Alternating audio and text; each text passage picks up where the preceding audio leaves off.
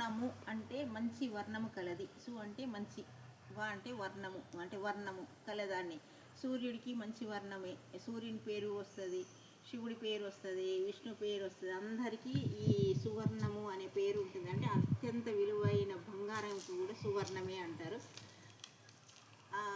అది అంటే ఈ ఏ వర్ణానికైనా లేని గుర్తింపు ఈ సువర్ణంకు ఉంది. బంగారము లాంటిది మంచి గుణమున్న సువర్ణమే, సువర్ణ గుణము అంటారు. అంటే అన్నిటికీ మంచిని సువర్ణంకు తోటి పోలుస్తారు.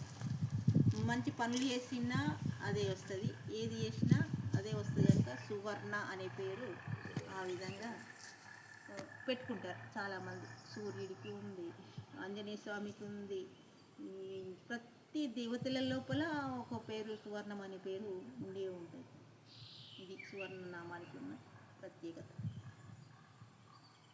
సులక్షణమైనది, సువర్ణమైనది, ఇవన్నీ దానికి సంబంధించినవి. అయిపోయిందా మాత?